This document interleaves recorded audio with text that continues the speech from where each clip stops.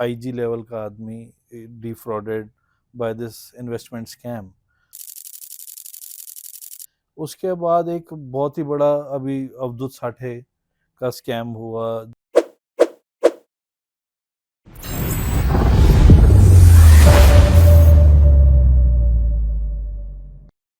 Hi viewers, welcome to Market Insights, and today we are going to talk on a very crucial topic, and that's cyber crimes and financial frauds which are happening around the society. So today we are going to get some insights by a very special guest we are having in our show today. So let's welcome Mr. Nitin Shahi, the Executive Director of FinDoc. Welcome to Market Insights, sir. It's a great pleasure to have you here. Thank you. So let's start the podcast. So my first question to you is that अगर अभी हम across the news channels वगैरह देखें तो आजकल बहुत ज़्यादा cyber या इन्वेस्टमेंट स्कैम्स हो रहे हैं, फ्रॉड्स हो रहे हैं।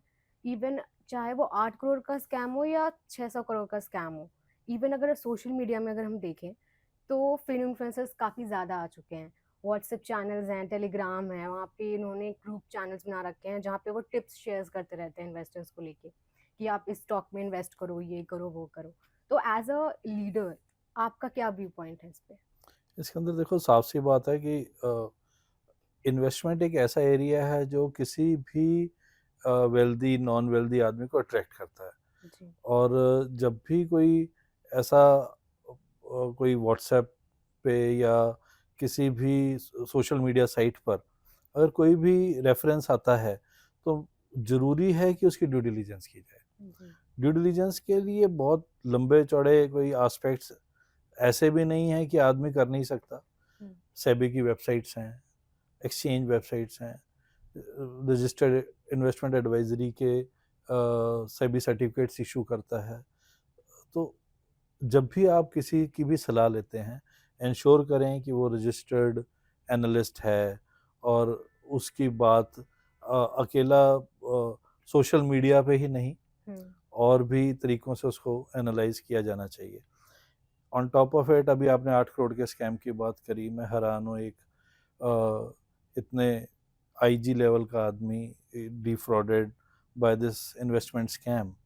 तो इस स्टेज पे, इस लेवल पे लोगों में अगर लालच आ जाए तो बहुत ही डरने और जी। ख़तरनाक बात है। हम्म। तो मैं इसके अंदर यही सलाह दूंगा कि अ, हमें अपने फाइनेंसेस की प्रोटेक्शन खुद ही करनी है। और किनको मिलना है, किनको जानना है, और कोई ना कोई आज की डेट में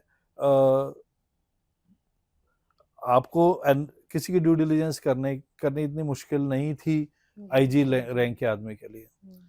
उसके बाद एक बहुत ही बड़ा अभी अवधूत साठे का स्कैम हुआ।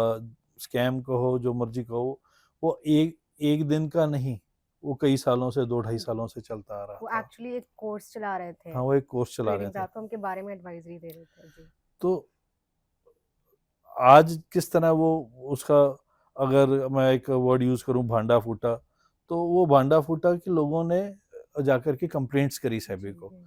तो ऐसा नहीं है कि इसकी कोई इंफॉर्मेशन अगर उसकी प्रॉपर ड्यू डिलिजेंस की जाए तो ना आती। हम्म। इट वाज वेरी इजी, और शायद एक दिन 2 दिन का जो छोटा उसका कोर्स था, वो करने के बाद ही आ जाती है। हम्म। मगर लोग शायद लालच में आ जाते हैं। तो हमें अपने लालच पे कंट्रोल करना है। फियर और ग्रीड फैक्टर से बाजार चलता है। तो ग्रीड को इतना हावी नहीं होने देना हम्म। कि हम अब किसी लालच में फंस जाएं या किसी स्कैम में फंस जाएं। उसके बाद मैं एक और तरीके से इस चीज़ को सारे मैं एनालाइज करता हूँ कि अब ये जो लेटेस्ट स्कैम 8 करोड़ रुपए का, मैं आज अखबार में पढ़ रहा था सुबह, तो वो किसी बैंक के नाम से फ्रॉडस्टर ने स्कैम किया। ओके। ओके। तो जो बैंक की ऑफिशियल वेबसाइट के ऊपर क्या वो चैनल है, क्या व्हाट्सएप या टेलीग्राम चैनल जो भी वो चला रहे थे, क्या उनकी ऑफिशियल वेबसाइट पे है? जब वो वहीं नहीं है तो हम कैसे मान लें जी। कि वो एक बैंक चैनल से चल रहा था? तो मैं ये कहना चाहता हूँ, मेरा इसके अंदर एक बहुत छोटा सा वो है कि हमें ड्यू डिलिजेंस पहले ज़रूर करनी है। हम्म। सेबी की वेबसाइट के ऊपर हम उसका नंबर चेक कर सकते हैं, उसके सर्टिफिकेट्स चेक किए जा सकते हैं। आप आपको बैंकिंग चैनल्स, ब्रोकिंग चैनल्स, जितने भी ब्रोकिंग वेबसाइट्स हैं उसके ऊपर सारा डाटा अवेलेबल है। और तीसरा सबसे ज़्यादा इम्पोर्टेंट जो है, अगर इस तरह से हमने रिसर्च अगर सीखनी है या अगर किसी टिप्स पे काम करना है, तो किसी भी तरह से मैं इसको अप्रूव नहीं करता।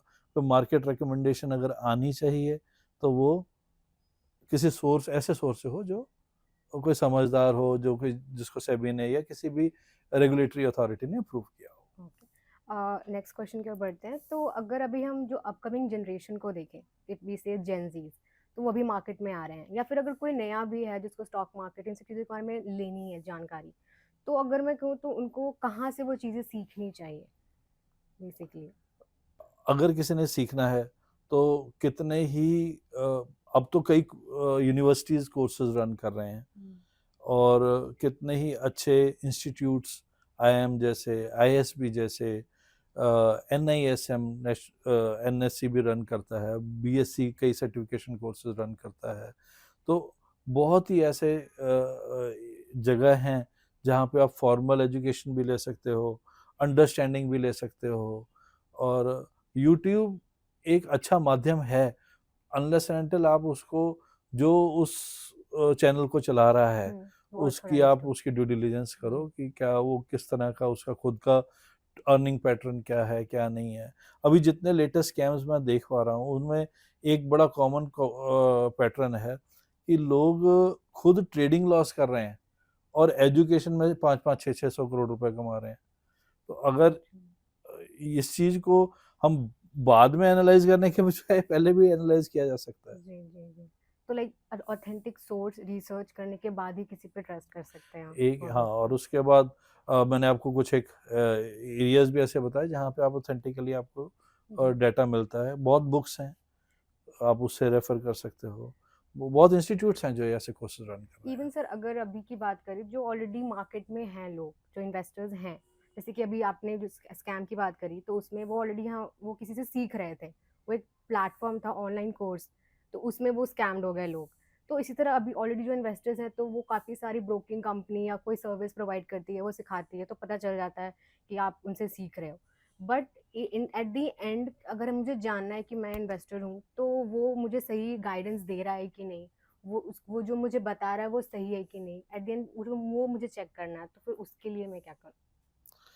आपको कोई भी आदमी, आपने कुछ एजुकेशन ली होगी, जी जब भी आपने जो एजुकेशन ली उसका बेसिस 1 महीने 2 महीने बाद आपको समझ आ ही जाता है कि आप किस बेसिस के ऊपर काम कर रहे हो, पढ़ रहे हो, आपको क्या पढ़ाया जा रहा है। उसको आप प्रैक्टिकली जब आप इम्प्लीमेंट करोगे तो आपको बहुत जल्दी ही पता लग जाता है, बिकॉज स्टॉक मार्केट में तो बैलेंस शीट रोज शाम को बन रही है, जी जी और रोज शाम को आपको पता लग रहा है कि जो आपने सीखा क्या वो सही तरह से आप इम्प्लीमेंट कर पा रहे हो कि नहीं, एक क्वेश्चन मार्क है, और क्या सिखाने वाला सही सिखा रहा है कि नहीं, ये 2 क्वेश्चन मार्क है। जो कि अगर मैंने कोई और इंडस्ट्री में काम करना है, मैंने स्टील इंडस्ट्री लगाई, तो पता नहीं कब जा कर के वो स्टील इंडस्ट्री लगेगी, कब वो जा कर के उसका कोई काम होगा, बट स्टॉक मार्केट में तो रोज शाम को बैलेंस शीट तैयार है। And actually sir this is something कि ना, आप इन नंबर्स की चीज़ है ना, तो अगर आप किसी को बता भी रहे हो, तो वो उस नंबर को कैसे इम्प्लीमेंट कर रहा है उस पर भी डिपेंड करती है अब चीज़ें। जी ये मैं मानता हूँ कि ये नंबर्स का गेम है, जी बट अगर आपकी एजुकेशन ठीक है, वो एक बार गलती हो जाएगी, 2 बार हो जाएगी, मगर वो लगातार गलती ही हो रही है, तो जी या एजुकेशन में दिक्कत है फॉल्ट या है, या इम्प्लीमेंटेशन में दिक्कत है। इवन लाइक पीपल से ना कि लक भी है, ट्रेडिंग में लक भी होती है, उस अ, पे कोई आपका वर्ड? नहीं, लक ऐसा लगातार लक काम नहीं करती जी जी है। ये तो कहने की बात है। आप, you can be fooled once twice, अगर आप हर बार ही अनलकी रह रहे हो तो इधर you change the profession, or you try and have a deep research for trading, investing, whatever. Okay, sir. Thank you so much for having me. It was a great conversation. Thank you.